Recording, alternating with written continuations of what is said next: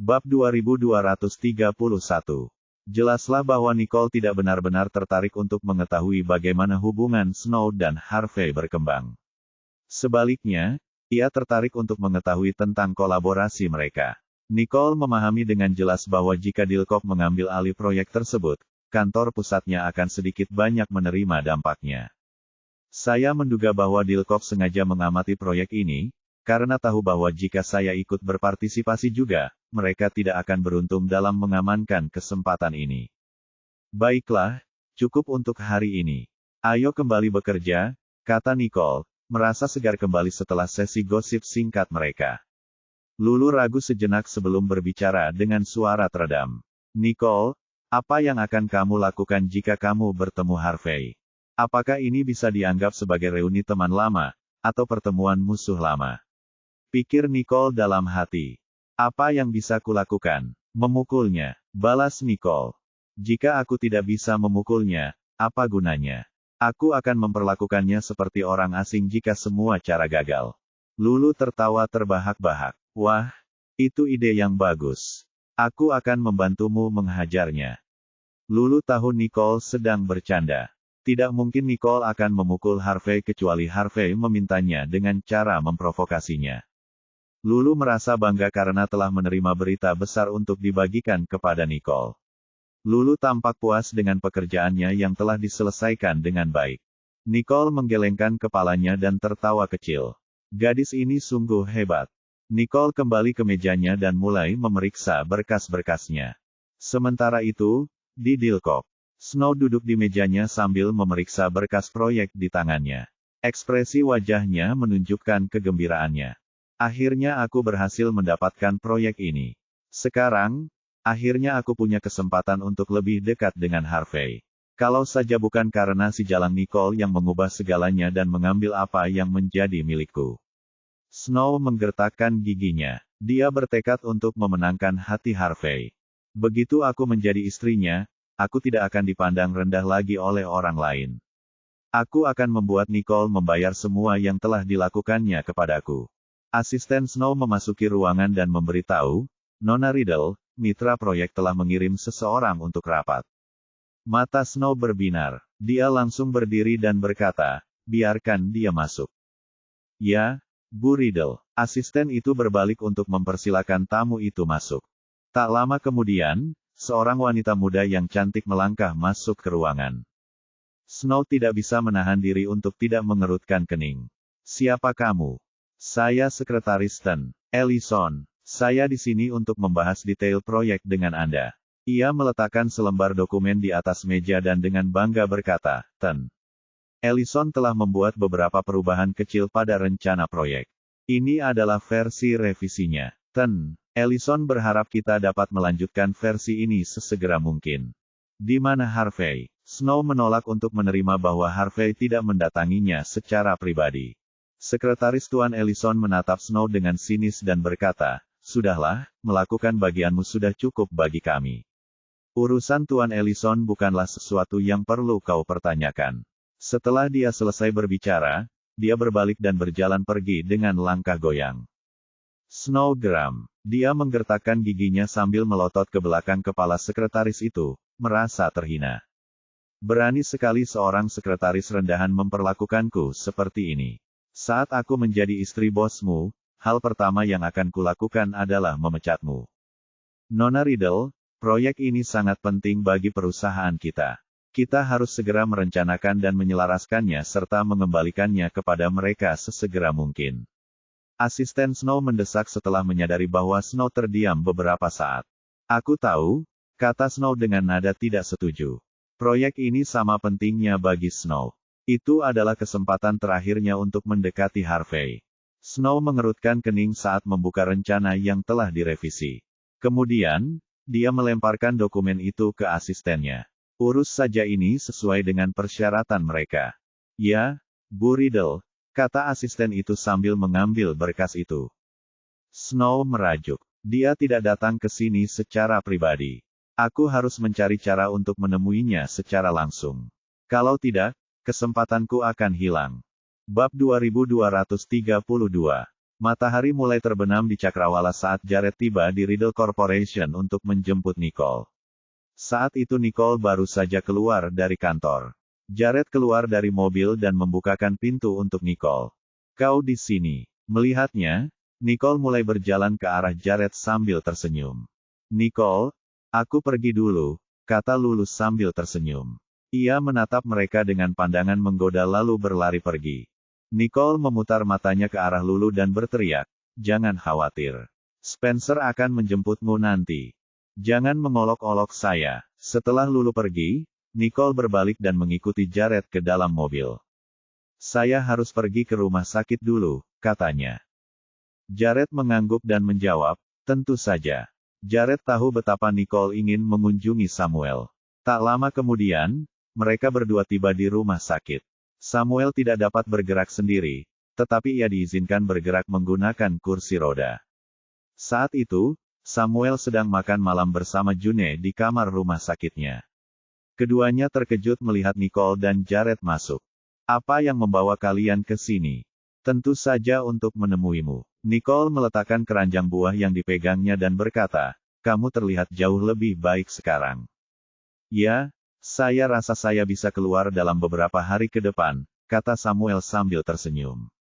"Itu berita bagus. Ibu akan merasa lega saat mendengar ini. Tinggal di rumah sakit rasanya seperti keadaan yang serius."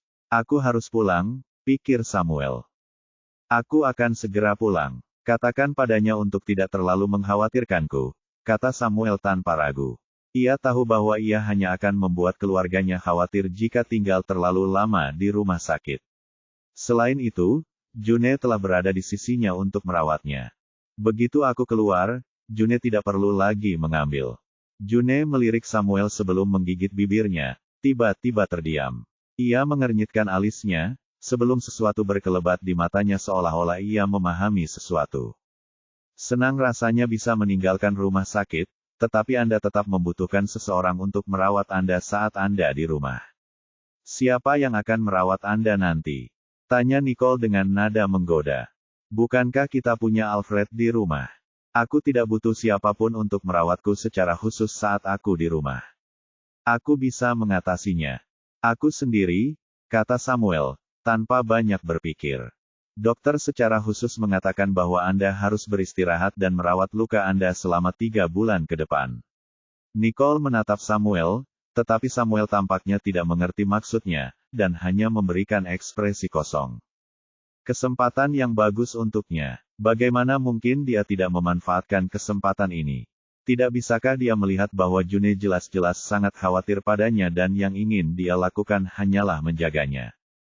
Jika June memanfaatkan kesempatan ini untuk mengurus Samuel, aku yakin pada akhirnya, mereka akan bersama dan pernikahan akan segera menjadi rencana. Ini rencana yang sangat jitu, tapi si idiot ini terlalu tidak peka. "Saya akan pulang saja dan berbaring." Samuel tidak berniat memiliki pengasuh, dan tetap bersikeras bahwa dia tidak membutuhkannya. Nicole sangat marah karena frustrasi, sampai-sampai dia menyerah untuk menolongnya. "Dia bisa hidup sendiri di usia tua, aku tidak peduli. Aku sudah cukup menolongnya. Dia terlalu bebal." Bab 2233. "Jangan khawatir, Nicole. Aku bisa menjaganya," kata June, akhirnya angkat bicara. June sangat gembira saat mendengar Samuel akan segera keluar dari rumah sakit. Ia senang untuknya tetapi di saat yang sama ia juga khawatir. Jika saat itu tidak ada yang bisa mengurus Samuel, mengingat sifatnya yang suka gelisah, dia pasti akan mendapat masalah jika terjadi apa-apa, pikirnya. "Maaf kami harus merepotkanmu untuk menjaganya," kata Nicole. Dia tidak punya banyak harapan untuk Samuel, jadi dia setuju atas namanya. "Tapi, kalau dia harus menjagaku, di mana dia akan tinggal?" Samuel mengerutkan kening, merasa sedikit tidak nyaman. "Inilah yang kutakutkan." Ketegangan di udara. Nicole mengumpat Samuel dalam benaknya. Kenapa dia begitu bodoh? Kenapa dia tidak bisa setuju saja, daripada mengajukan pertanyaan seperti ini? June punya apartemen 2 kamar tidur. Kenapa dia khawatir tentang ini? Mengetahui situasi terkini di rumah Riddle, June menjawab setelah merenung sejenak, "Kalau begitu kita bisa tinggal di tempatku. Kurasa itu tidak masalah bagi kita, Nicole setuju, karena tahu bahwa Junye adalah orang yang dapat dipercaya. Dalam hati, dia menghela napas lega. Syukurlah kita punya orang yang berotak. Aku tidak tahu bagaimana dia melakukannya, dengan Junye yang selalu ada di sisinya. Mereka pasti sudah ditakdirkan. Setelah tinggal bersama Samuel dan Junye selama beberapa saat, Nicole dan Jared meninggalkan rumah sakit, masuk ke mobil, dan menuju kediaman Riddle. Kau tahu mereka bisa dan boleh tinggal di kediaman Riddle. Kita bisa kembali ke tempat kita, kata Jared. Menatap Nicole, matanya sedikit gelap. Sejak Nicole kembali, mereka tinggal di kediaman Riddle sejak saat itu. Jared ingin menghabiskan waktu berdua dengan Nicole dan keluarga kecilnya. Nicole menggelengkan kepalanya. Masalah ini antara Nolan dan Lana yang belum terbiasa dengan tempat ini. Jika mereka ingin tinggal bersama kita, maka jika mereka terlihat, itu akan menjadi masalah bagi kita semua. Nicole tidak mungkin meninggalkan si kembar di kediaman Riddle sendirian. Mereka harus tinggal bersama Nicole. Jared mengangkat alisnya dengan halus, senyum tersungging di wajahnya. Dia tidak menolak saat aku bilang kita harus kembali tinggal di tempat kita. Dia hanya memikirkan anak-anak kita sebagai faktor. Yang berarti dia sudah menerima kita tinggal bersama. Setelah selesai, kita bisa kembali tinggal di tempat kita sendiri, kata Jared penuh harap sambil tersenyum tipis. Pipi Nicole memerah saat dia memutar matanya ke arah Jared. Siapa yang mau kembali bersamamu? Pergilah sendiri. Tentu saja, sudah seharusnya istriku ikut pulang bersamaku, kata Jared sambil memeluk Nicole erat-erat, tidak ingin melepaskannya. Nicole mencoba melepaskan diri dari genggamannya tetapi gagal. Tiba-tiba ia berhenti melawan dan menatap Jared. Bukankah kau bilang akan melakukannya setelah masalah ini selesai? Kenapa kau begitu siap? Pikiran tentang Nolan dan Lana yang akan terekspos ke publik membuat Nicole panik. Nicole telah menugaskan Tia untuk membantu mengantar dan menjemput anak-anak dari sekolah, untuk memastikan tidak ada yang mengetahui ide itu. Nicole dan Jared memiliki anak. Sejak saat itu, Nicole tidak pernah muncul di taman kanak-kanak lagi sambil menunggu masalah ini mereda. Dia harus bersusah payah untuk memastikan tidak ada yang memperhatikan Nolan dan Lana. Sebagai seorang ibu, sangat menyakitkan baginya untuk merahasiakan anak-anaknya. Tidak dapat mengantar dan menjemput anak-anaknya dari sekolah telah membebani dirinya. Selain itu, masukan Jared sebelumnya telah membuatnya berpikir bahwa Jared sudah selesai hidup terisolasi dari sorotan publik. Bibir Jared sedikit berkedut. Kau akan segera tahu. Nicole terkejut. Kenapa kamu begitu misterius? Apa sebenarnya yang kamu rencanakan? Ini sedikit membuat frustrasi. Apa yang akan dia lakukan? Jared mencubit lengannya pelan dan berkata dengan suara lembut, ini kejutan, jadi aku tak bisa memberitahumu. Nicole mendengus, menatap Jared dengan tatapan kosong. Nicole yakin bahwa Jared tidak akan bercanda tentang anak-anak. Karena itu, dia lebih penasaran daripada khawatir. Nicole tidak mencari jawaban, karena tahu bahwa jawabannya tidak akan menghasilkan apa-apa. Segera, 3 hari berlalu dalam sekejap mata. Bab 2234. Di tengah kesibukan itu, semuanya masih tampak normal dan berjalan perlahan. Seperti biasa, seluruh kota ramai, dan orang-orang di jalan bergegas menuju tujuan mereka sendiri. Jared mengirim Nicole ke Riddle Corporation sesuai rutinitas. Tepat saat Nicole keluar dari mobil, mobil Lawrence muncul dan berhenti di samping mereka. Nicole menatap Lawrence dengan kaget. Leo, apa yang kamu lakukan di sini? Ada sesuatu yang terjadi. Seharusnya saat itu sedang jam kerja, jadi mengapa Lawrence muncul di sana pada saat itu? Saya di sini untuk menemuimu. Nada bicara Lawrence tenang, seolah tidak terjadi apa-apa. Namun, saat ia mengalihkan pandangannya ke Jared, suasana menjadi gelap. Sebenarnya, Lawrence sedang dalam suasana hati yang buruk. Jadi, ia ingin mencari tempat dan beristirahat.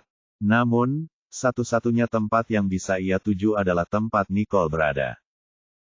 Kalau begitu, ayo kita ke atas.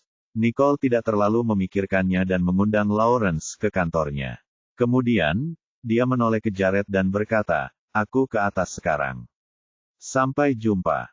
Aku akan menjemputmu saat kau sudah selesai, Jared mengingatkan dengan lembut. Kemudian, dia mengalihkan pandangannya ke Lawrence, dan tatapannya langsung berubah dingin. Setelah melirik Lawrence, Jared memerintahkan Max, ayo pergi. Baiklah. Max menyalakan mesin mobil dan pergi. Melihat mobil itu sudah pergi, Nicole memberi isyarat kepada Lawrence. Ayo pergi. Namun, dia melihat tatapan Lawrence tertuju pada mobil Jared. Dia bahkan tidak bereaksi ketika Nicole memanggilnya. Leo. Nicole sedikit meninggikan suaranya. Lawrence kembali sadar dan tersenyum. Ayo pergi. Setelah itu, dia masuk lebih dulu ke dalam gedung kantor, bersikap seolah-olah bukan dialah yang tengah menatap tajam ke arah Jared. Dalam keadaan linglung, Nicole mengerjapkan mata. Mengapa rasanya ada yang aneh? Tapi melihat Lawrence, sepertinya semuanya baik-baik saja. Melihat Lawrence memasuki gedung, Nicole menyingkirkan pikiran itu dan mengikutinya. Tak lama kemudian, mereka berdua telah sampai di lantai atas. Secara kebetulan, mereka bertemu dengan Sean dan Steve di sana. Steve, Sean, Nicole menyapa mereka. Keduanya menatap Nicole. Kemudian, mereka mengalihkan pandangan mereka ke Lawrence dan bertanya, apakah kita punya rencana kerja sama baru-baru ini dengan Genesis Group? Tidak, Leo kebetulan ada di sekitar blok dan berniat untuk berkunjung, jelas Nicole sambil tersenyum. Oh, kalau begitu, kita akan pergi ke pertemuan. Steve melirik Lawrence. Lalu, dia pergi bersama Sean. Nicole mengernyitkan dahinya saat menatap Sean dan Steve yang hendak pergi. Kenapa aku merasa ada yang tidak beres dengan mereka? Apakah aku menghalangimu? Lawrence bertanya dengan ragu. Tidak, pertemuan itu tidak melibatkanku. Nicole kembali sadar dan mengundang Lawrence ke kantornya. Sekretaris itu membawakan kopi mereka. Kemudian, Nicole memberi isyarat kepada Lawrence untuk meminumnya. Sepertinya kau mulai menyukai kopi sejak kau kembali ke sini. Lawrence menyeruput kopi buatan Nicole. Saya selalu menyukai kopi, tetapi tidak ada satupun yang benar-benar saya sukai selama berada di pulau ini. Nicole memegang cangkir kopinya dan menyeruputnya. Ia teringat hari ketika Jared baru saja memergokinya. Hari itu, Jared memberinya secangkir kopi dan mengatakan bahwa indera perasa Nicole masih sama. Tatapan mata Nicole melembut saat ia tersenyum tanpa sadar. Bab 2235. Kopi ini khusus disiapkan untuknya oleh Jared. Bahkan, Jared juga menyebutkan bahwa semua kopi yang diminumnya sebelumnya diseduh olehnya. Oleh karena itu, indera perasa Nicole telah dimanjakan dengan yang terbaik. Bagaimana ia bisa minum kopi biasa lagi? Mendengar jawaban Nicole, Lawrence menyipitkan matanya dan sedikit kesuraman melintas di matanya. Ia tiba-tiba teringat Lana yang menyebutkan Jared dan Nicole sedang bersiap-siap untuk pernikahan mereka. Lawrence merasa semakin kesal. Dia telah berusaha sekuat tenaga untuk menghentikan Nicole kembali ke Sanjoto, dan semuanya gagal. Dan sekarang, mereka sudah berada dalam situasi seperti itu. Nicole, suara Lawrence serak. Ya, melihat Lawrence sedang tidak dalam suasana hati yang baik, Nicole mengangkat alisnya dan menatapnya dengan ragu. Apa yang terjadi? Mengapa dia bertingkah aneh hari ini? Lawrence tersenyum dan bertanya dengan santai, saya perhatikan kamu sangat dekat dengan Jared akhir-akhir ini. Jadi, saya penasaran apakah kamu mengingat sesuatu dari masa lalu. Nicole menggelengkan kepalanya, merasa malu. Tidak. Dia pasti merasa lebih dekat dengan Jared akhir-akhir ini. Meskipun ingatannya belum pulih, banyak hal tampaknya telah berubah. Kurang penting lagi. Lagi pula, tidak mungkin dia bisa menolak Jared jika dia ingin mengikuti keinginan hatinya. Lawrence merasa seakan-akan ada pisau yang menusuk hatinya. Pandangannya berubah dingin sesaat. Benar saja, bahkan tanpa ingatannya, Nicole akan tetap memilih Jared. Pada akhirnya, Lawrence tidak akan bisa mendapatkan apapun. Lawrence tidak ingin mendengar cerita apapun tentang pasangan itu lagi, jadi matanya berubah muram saat dia berkata, sebenarnya, aku di sini untuk meminta bantuanmu. Mendengar ini, Nicole menatap Lawrence. Katakan padaku, jika ada Lawrence, dia akan dengan senang hati melakukannya. Saya telah mengambil alih sebuah proyek, tetapi saya menghadapi beberapa tantangan baru-baru ini. Jadi, Saya mungkin memerlukan bantuan. Saya tidak yakin apakah perusahaan Anda dapat membantu saya. Lawrence berbicara dengan tercekat di tenggorokannya. Proyek apa ini? Nicole menjadi serius. Jika ada proyek Lawrence, masalahnya pasti sangat menantang. Sebenarnya, ini proyek di luar negeri. Namun, saya telah memusatkan seluruh perhatian saya pada Genesis Group, jadi saya tidak punya waktu untuk mengurus proyek itu. Ketika saya menyadari masalahnya, sumber modal telah terputus. Jadi, saya sekarang membutuhkan mitra investasi dan saya tidak memiliki banyak orang yang dapat saya percayai sekarang. Lawrence menatap Nicole dan tatapannya yang penuh semangat seolah mengatakan bahwa Nicole adalah satu-satunya orang yang dapat dipercaya. Nicole menggigit bibirnya dan terdiam sejenak sebelum menjawab, "Baiklah, jika Anda hanya mencari investor, saya bisa menanamkan sejumlah investasi melalui rekening pribadi saya. Sementara itu, Anda bisa melupakan rencana meminta perusahaan untuk berinvestasi." Kalau hanya untuk membantunya, Nicole merasa tidak perlu menggunakan dana Riddle Corporation. Dia bisa membantunya dengan kemauannya sendiri. Ketika Lawrence berhasil menyelesaikan masalah ini, dia tidak akan meminta dividen apapun. Dia hanya bisa menganggapnya sebagai balasan atas bantuan Lawrence kepadanya di masa lalu. Lawrence menyipitkan matanya. Niat awalnya adalah untuk menarik Riddle Corporation. Nicole tersenyum jenaka. "Apa? Kau pikir aku tidak mampu membantumu dengan kemauanku sendiri?" Tentu saja tidak. Melihat Nicole telah membuat keputusannya, Lawrence hanya bisa menerimanya dengan rasa syukur. "Baiklah kalau begitu. Jika aku bisa menyelesaikan masalah ini, aku pasti akan membalas budimu." "Tidak perlu. Lagi pula, kamu sudah banyak membantuku di masa lalu." Nicole tersenyum sopan. Lawrence menggertakkan giginya diam-diam. Ia merasakan perih di hatinya lagi. Jadi, alasan mengapa ia setuju untuk membantuku hanya karena ia ingin membalas budi. "Leo, kamu bisa minta Ian untuk menghubungiku secara langsung. Aku akan meminta Lulu untuk mentransfer uangnya," kata Nicole kepada Lawrence, tanpa menyadari perasaannya. Lawrence langsung mendapatkan kembali ketenangannya dalam sepersekian detik dan menjawab, "Baiklah." Setelah duduk beberapa saat, Lawrence bangkit dan pergi.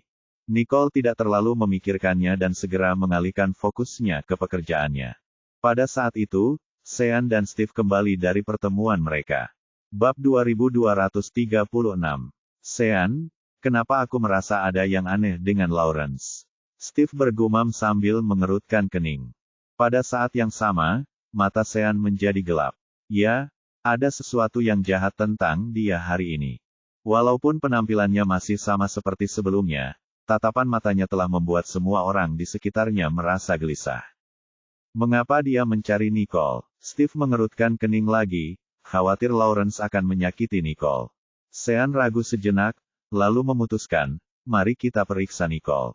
Perasaan itu tidak dapat dijelaskan, dan satu-satunya hal yang diketahui Steve adalah bahwa ia merasa tidak nyaman dengan perasaan itu. Versi Lawrence yang dilihatnya hari ini telah membuatnya waspada. Tentu saja, Steve setuju. Tentu saja dia bersedia melakukannya karena dia merasa sangat cemas terhadap Nicole. Ketika mereka berdua tiba di kantor Nicole terkejut. "Ada apa?" Mereka seharusnya sudah mengakhiri pertemuan mereka. Dan karena mereka berdua datang bersama-sama, kurasa mungkin ada sesuatu tentang perusahaan yang mengharuskanku mengambil keputusan, pikirnya. "Mengapa Lawrence ada di sini? Dia datang pagi-pagi sekali. Kurasa dia tidak datang hanya untuk mengobrol." Jawab Steve, menjelaskan semuanya. "Oh, tidak apa-apa. Kami hanya membicarakan hal-hal yang berhubungan dengan pekerjaan." Nicole menjawab singkat tanpa memberitahu mereka bahwa dia akan berinvestasi dalam proyek Lawrence. Dia merasa bahwa semua yang akan dia keluarkan akan berasal dari rekening pribadi dan bukan dari perusahaan. Dia punya cukup uang untuk melakukan ini. Selain itu, dia hanya membantu pria itu. Dia tidak akan meraup keuntungan apapun darinya. Jadi, dia tidak ingin anak-anak lelaki itu berpikir bahwa dia telah membuat keputusan itu hanya karena dorongan hati semata. Pada akhirnya, ada hal-hal yang perlu ia cari keseimbangannya. Lagi pula, ia tidak bisa hanya berdiam diri saat Lawrence dalam kesulitan. Ia juga tidak ingin menyeret perusahaan karena masalah sekecil itu. Jika itu adalah sesuatu yang menguntungkan Riddle Corporation, dia akan melakukannya. Jika tidak, dia tidak ingin menambah beban pada perusahaan. Anak-anak lelaki itu dapat melihat bahwa Nicole cukup pendiam dalam jawabannya, dan hal itu tampaknya tidak menjadi masalah yang sangat penting baginya. Setelah bertukar pandang, mereka menjawab, senang mengetahui semuanya baik-baik saja. Nicole tersenyum. Jangan khawatir, kalau terjadi apa-apa, aku akan bicara dengan kalian.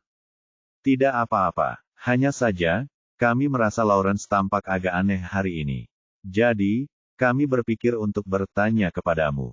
Steve menjelaskan dengan harapan Nicole tidak akan berpikir bahwa mereka telah melewati batas. Mendengar ini, Nicole mengernyitkan alisnya sedikit. Ia juga merasa ada yang aneh dengan Lawrence.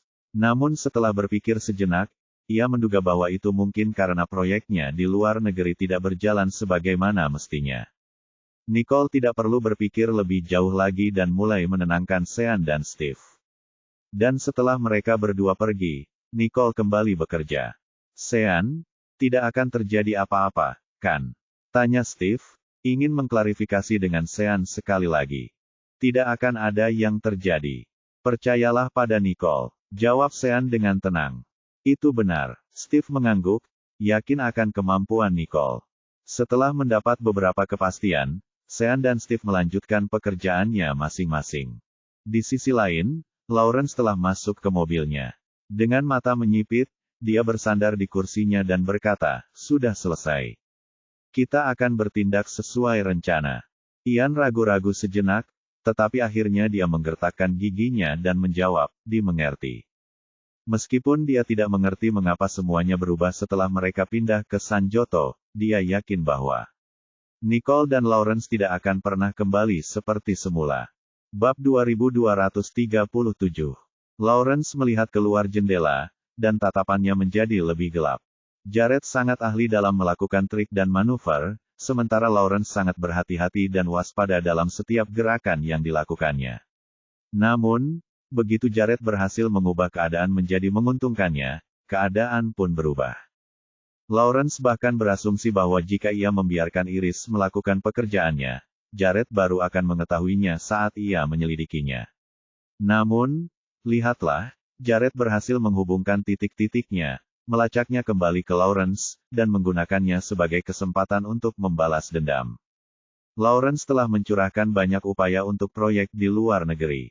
Jika ia tidak dapat menyelesaikan masalah ini, ia akan menderita kerugian besar. Beruntung baginya, ia telah menyadari bahwa ada sesuatu yang meragukan sedang terjadi. Saat ini, Lawrence ingin melihat apakah Jared akan terus memainkan kartu yang sama, sekarang setelah Nicole terseret ke dalamnya. Di kantor pusat Johnston Group, Max mengikuti Jared ke kantor dan dengan ekspresi serius di wajahnya, ia melaporkan, Lawrence pergi dan bertemu dengan Nona Nicole. Mungkinkah ia sedang merencanakan sesuatu? Bagaimanapun, hasil dari keseluruhan rencana akan segera terwujud bahkan sebelum langkah terakhir dilaksanakan. Namun, Lawrence bisa tetap tenang. Ekspresi dingin dan mengejek terpancar di wajah Jared, dan dengan gaya sombong, dia berkata, beritahu bank dan perintahkan mereka untuk mengendalikan semua aset pribadi atas nama Nicole.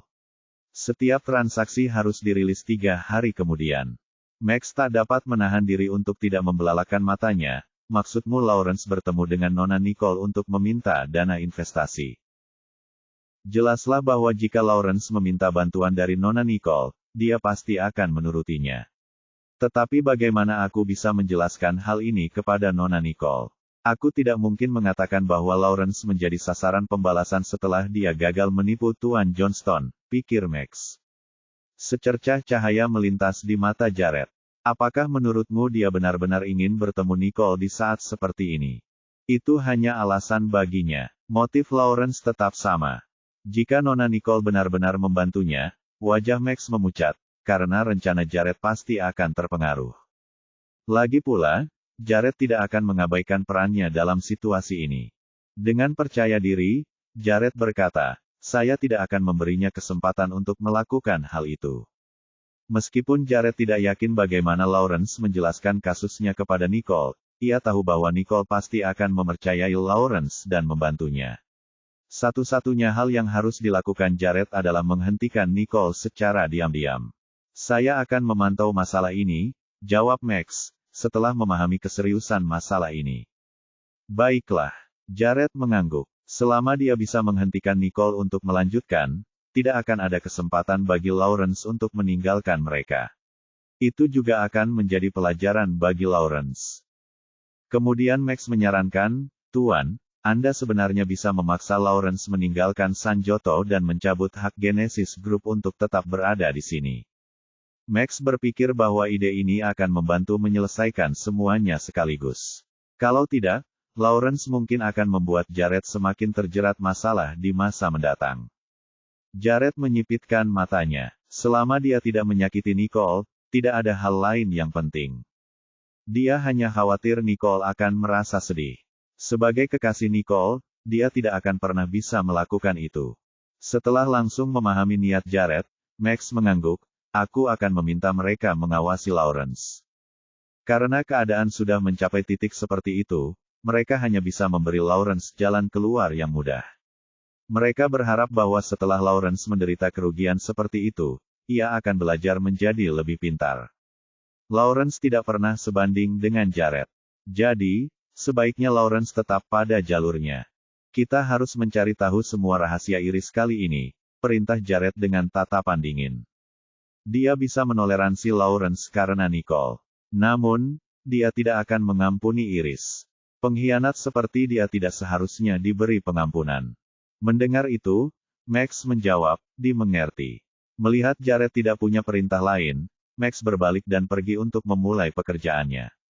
Seluruh kantor menjadi sunyi setelah itu, dengan mata Jared yang semakin gelap. Lawrence benar-benar akan melakukan apa saja untuk Nicole. Tapi sayang sekali, aku tidak akan pernah memberinya kesempatan. Memang, pertempuran rahasia tengah terjadi dalam kegelapan, yang tidak diketahui Nicole. Bab 2238. Saat istirahat sore, Nicole dan Lulu pergi ke rumah sakit bersama. Itu adalah pemeriksaan terakhir untuk Samuel. Begitu mereka mendapat hasil dan memastikan semuanya baik-baik saja, Samuel akan dipulangkan. Saat ini, hasilnya seharusnya sudah keluar. Jadi Nicole dan Lulu masuk dan bertanya, bagaimana kabarmu? Dokter bilang dia sudah pulih dengan baik, dan dia sudah boleh pulang untuk beristirahat. Tapi dia harus berhati-hati saat kembali, kata June, sebelum dia menjelaskan semua hal yang harus mereka perhatikan. Melihat June mengingat semua detailnya dengan baik, Nicole menggodanya, kamu sudah menjelaskannya dengan sangat baik, aku rasa kamu sudah bisa menjadi seorang perawat. Tapi kau tidak perlu menceritakannya pada kami, asal kau mengingatnya dengan jelas. Lagi pula, kaulah yang akan mengurusnya. Lulu menimpali. June langsung tersipu dan berteriak, berhenti menggodaku. Alasan mengapa dia menceritakannya adalah karena dia ingin semua orang memahami situasi Samuel. Dengan begitu, mereka tidak perlu khawatir lagi tentangnya. Nicole tersenyum dan berhenti menggoda. Karena dia sudah boleh pulang, mari kita bersiap. Aku sudah mengemasi semuanya. Begitu wahananya tiba, kita bisa berangkat.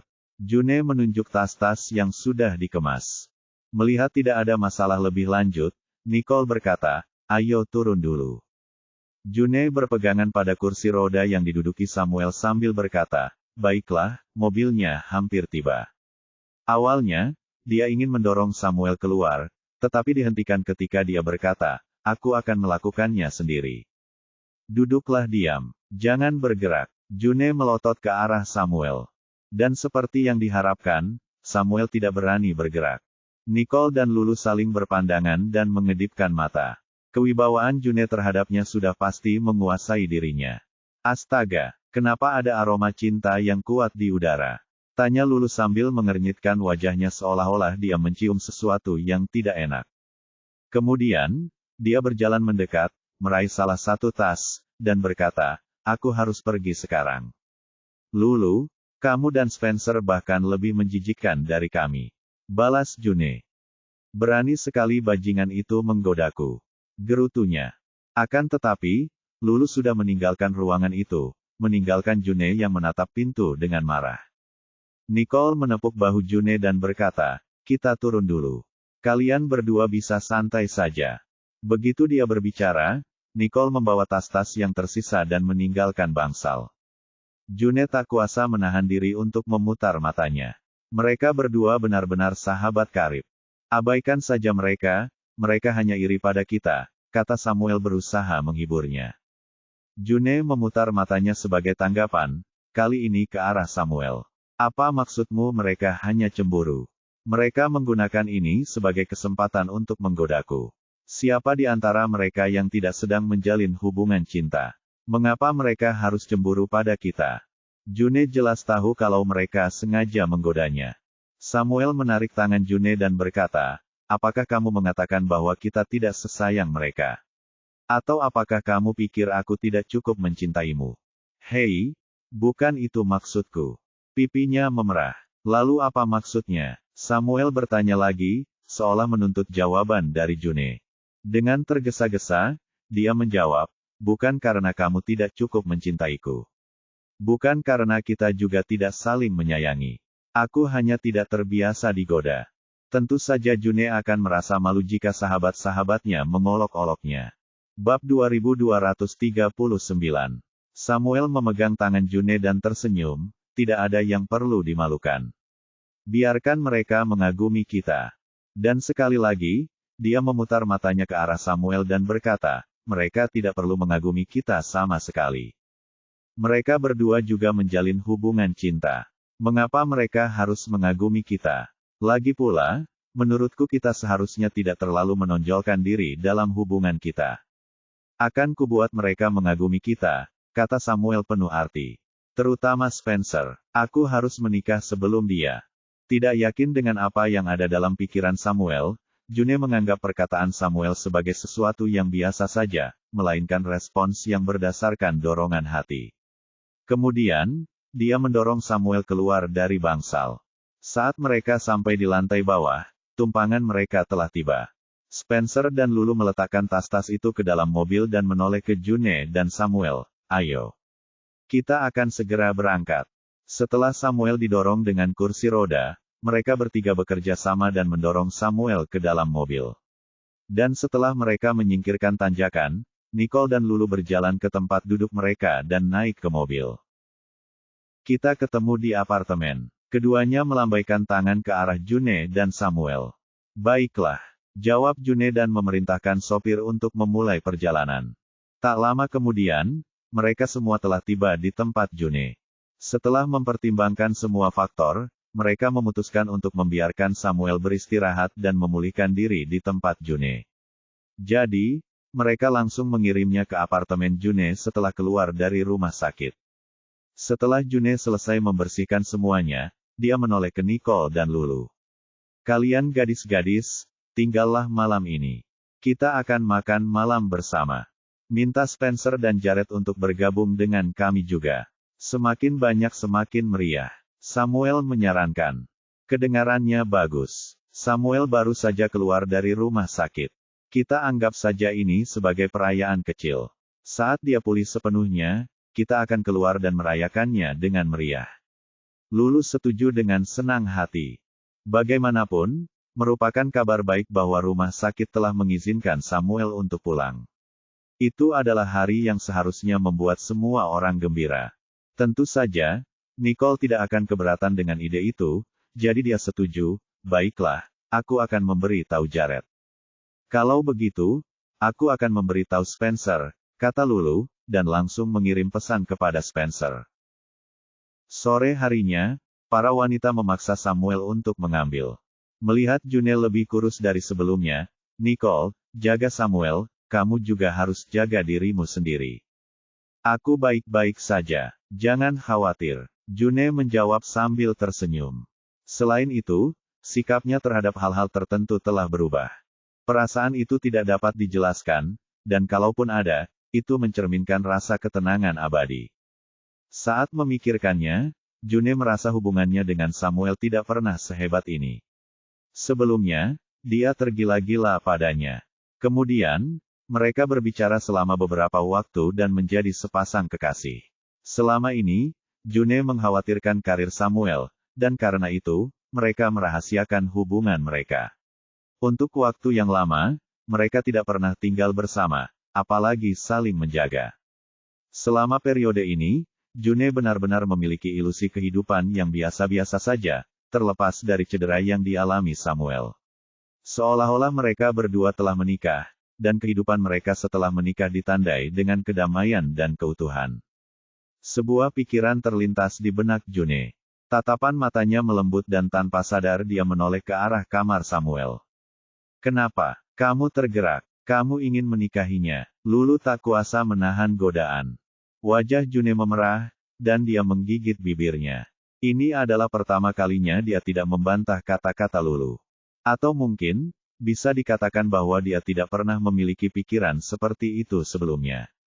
Namun setelah menghabiskan waktu bersama, dia mulai memiliki ide-ide seperti itu.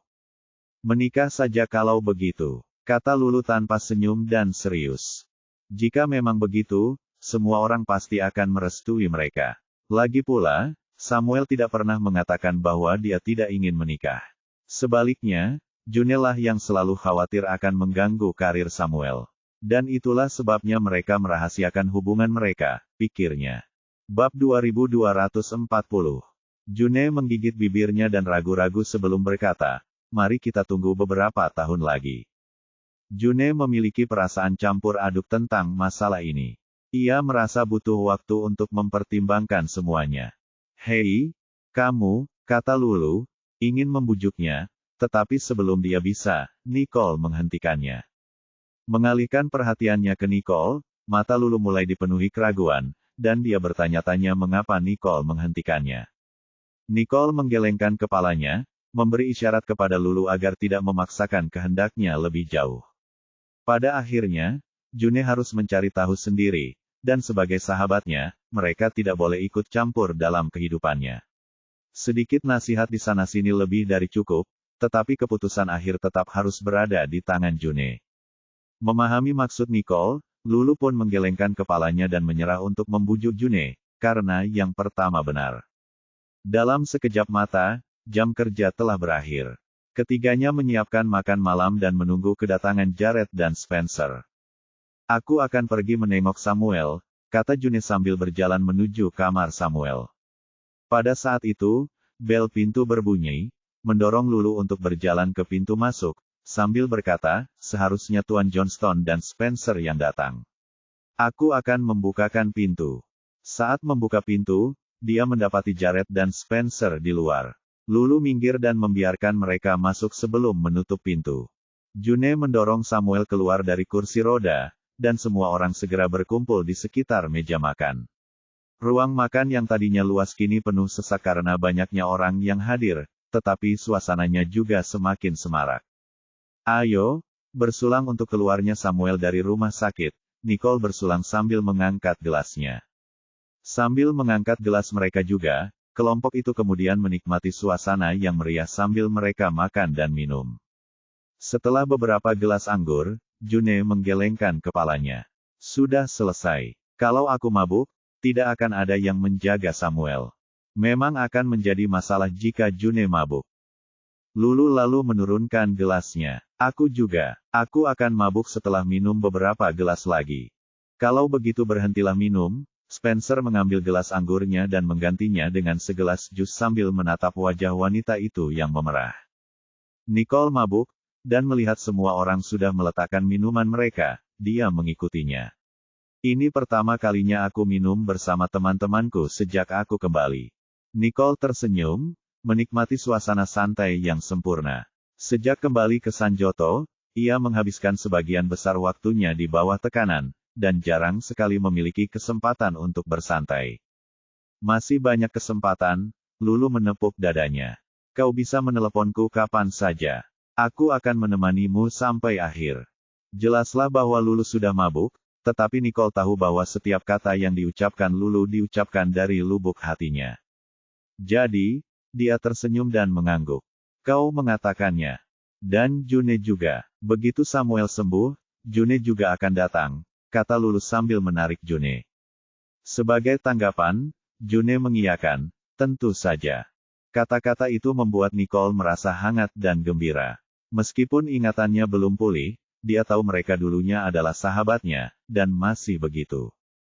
Setelah makan malam yang menyenangkan, Jared, Nicole, Spencer, dan Lulu berpamitan dan pergi. Begitu Lulu menyuruh mereka pergi, June membersihkan piring-piring sementara Samuel mengawasinya di kursi rodanya. Melihat June sibuk, dia pikir June benar-benar berperan sebagai tuan rumah. Samuel tersenyum melihat pemandangan itu, matanya dipenuhi kasih sayang. Di lantai bawah, Spencer membawa Lulu bersamanya karena dia ingin mengantarnya pulang.